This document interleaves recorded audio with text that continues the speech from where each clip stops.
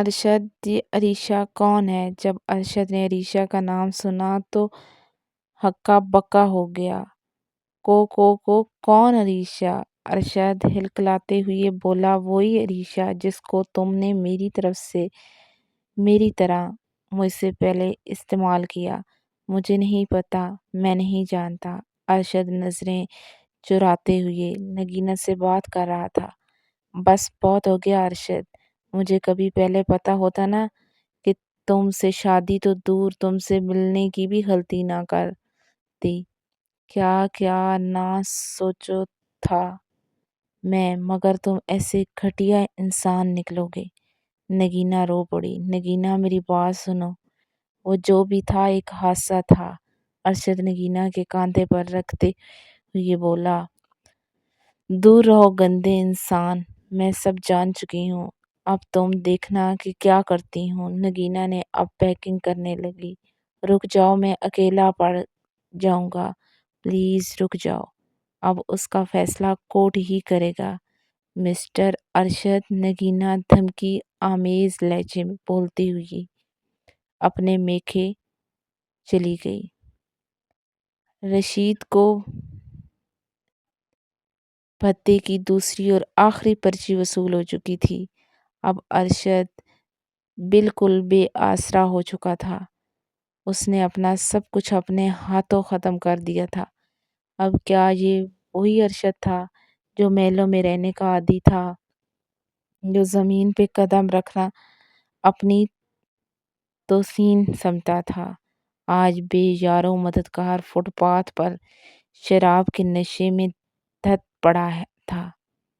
اسے نگینہ کی وہ بات یاد آئی، ارشد، یہ فٹ پاتھ والوں کا کوئی آسرا نہیں ہوتا؟ اور اس کے جواب میں ارشد نے نگینہ کو کہا تھا کہ ہمیں اپنا مطلب ہونا چاہیے، کون کیا کر رہا ہے ہمیں کوئی عرض نہیں ہے۔ یہ وہی ارشد تھا جو 5 اسٹار ہوٹل میں کھانا کھاتا تھا، آج دربار میں بیٹھا کھا رہا ہے۔ یہ وہی ارشد تھا جس کو اپنے پیسے پہ گھمنڈ تھا کہ سب کچھ خریدا جا سکتا ہے۔ اسے پیسے نے اس کی والدہ کو نہ لا کر دیا۔ ارشد اپنی گاڑی وغیرہ سب کچھ بیچ چکا تھا، بس ایک فیکٹری ہی رہ گئی تھی جس میں ملازمین تنخواہ کے لیے فیکٹری کو تالا لگاتے ہوئے احتجاج کر رہے تھے، اور 2 ساری وجہ بھتے کی پرچیاں وصول ہونے لگی تھی۔ ارشد آج اتنا رویا تھا شاید زندگی میں کبھی نہ رویا ہو۔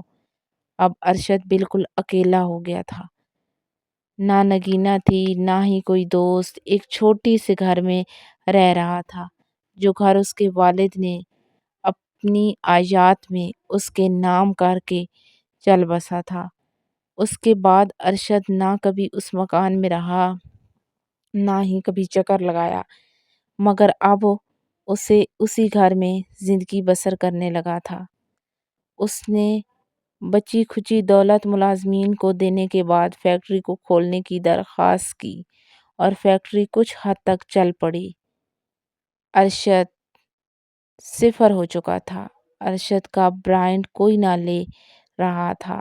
اللہ اللہ کر کے ایک کمپنی کا آرڈر بک ہوا۔ کام شروع ہوتے ہی ارشد نے اللہ تعالیٰ کا شکر ادا کیا اور کچھ پریشانی حل ہونے لگی۔ بیٹا، اگر ارشد ایسا ہے تو چھوڑ دو اسے، نگینہ اپنی والدہ کو بتاتی چکی تھی۔ ان کا سارا گھر پریشانی سے دوچار تھا۔ جس کرپٹ کی حالت سے نگینہ گزر رہی تھی، شاید وہ بتانے کے لیے اس کے پاس الفاظ ہی نہ تھے۔ جب سے آئی تھی بس ماضی کو یاد کرتی رہی اور روتی رہی۔ وقت اس کی آنکھوں سرخ رہنے لگیں اور سخت بیمار پڑ گئی۔ امی، میں کیا کروں؟ کوئی فیصلہ نہیں کر پا رہی۔ وہ شخص جو مجھے زندگی کہا کرتا تھا، میرے لیے مر مٹنے کو تیار تھا، وہی شخص جو مجھے نامحرم کے پاس جانے کو کہتا ہے اور کہتا ہے کہ کوئی بڑی بات نہیں۔ امی، اس نے مجھ پہ ہاتھ تک اٹھایا۔ مجھے زور مارا تھا۔ نگینہ روتی ہوئی اپنی ماں کو سب کچھ بتا رہی تھی۔ بیٹا، اگر تھانے کچہری کے چکروں میں پڑو گی تو تمہارے والد کی عزت خاک میں مل جائے گی۔ تم ایسا کرو، دوسری شادی کر لو۔ نہیں امی، اب شادی نہیں کروں گی، میرا بھروسہ ٹوٹ چکا ہے۔ امی، بھروسہ جب ٹوٹتا ہے نا تو بڑے سے بڑا صبر والا بھی کہیں کا نہیں رہتا۔ امی میں کیا کروں، میں اب موت ہی چاہے تو ٹھیک ہے، مگر میں شادی ہرگز نہیں کروں گی اور ارشد سے کھلا لے لوں گی۔ نگینہ کے الفاظوں سے ایسے لگ رہا تھا جیسے اس کا فیصلہ اٹل ہے، اب کوئی بھی سمجھائے تو بھی نہ سمجھ پائے گی۔ ارشد نے کئی بار معافی بھی مانگی، نگینہ نہ معافی، مگر نگینہ کے دل میں محبت اب بھی باقی تھی۔ وہ اس کے پرانے میسج پڑھتی اور بلک بلک کر رونے لگتی۔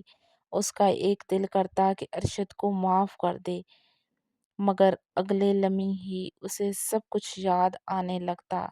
ارشد دن میں کئی بار کال کرتا، نگینہ اپنا نمبر بند کر دیتی، کوئی جواب نہ دیتی۔ اسے بھی فکر لاحق تھی کہ نہ جانے کس حال میں ہوگا، کیسا ہوگا۔ اسے دیکھنے کی تڑپ اور بھی خود پہ کیے گئے ظلم ستم اسے سوچنے سمجھنے کی صلاحیت کھو چکے تھے۔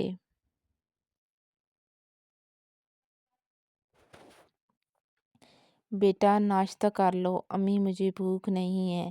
صبح کے وقت نگینہ کی والدہ نے اسے اٹھایا اور ناشتے پہ بلانے لگی۔ بیٹا تھوڑا سا کھا لو، دیکھو خود کی حالت، کم سے ہمیں تو سزا دو بیٹا، کھا لو کچھ۔ اچھا امی میں آتی ہوں، آپ لگائیں۔ نگینہ بیڈ سے اٹھی اور فریش ہونے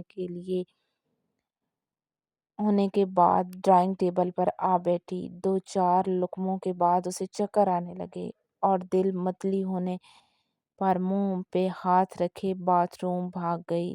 نگینہ کی والدہ کو تشدد نے گھیر لیا اور والدہ کا شک یقین میں بدل گیا۔ اسپتال جانے پر پتہ لگا کہ نگینہ ماں بننے والی ہے، اور ایسی صورت حال میں ہوش ہو جاؤ کہ کیا کیا جائے کچھ سمجھ میں نہیں آ رہا۔ بیٹا اب کیا کہتی ہو، آپریشن کروا لیں؟ اگر ارشد سے تعلق نہیں رکھنا تو نگینہ کی امی نگینہ کے پاس بیٹھے محور گفتگو تھی کہ ارشد کی کال آئی۔ نہ چاہتے ہوئے بھی کال اٹھانی پڑی۔ دوسری طرف سے ارشد کے رونے کی آواز آ رہی تھی، مجھے معاف کر دو، خدا کا واسطہ ہے، مجھے تمہاری ضرورت ہے نگینہ، لوٹ آؤ میرے پاس۔ نگینہ بولی، جواب دو۔ نگینہ جب چپ چاپ باتیں سن رہی تھی۔ نگینہ کا دل چاہ رہا تھا کہ اس سے بات کرے، مگر وہ چاہ کر بھی کچھ بول نہ پا رہی تھی۔ ارشد، نگینہ نے دو الفاظ بولے اور منہ پہ ہاتھ کر کے ماں کے گلے لگی اور زوروں کی طرح رونے لگی۔ شاید کال کٹ چکی تھی۔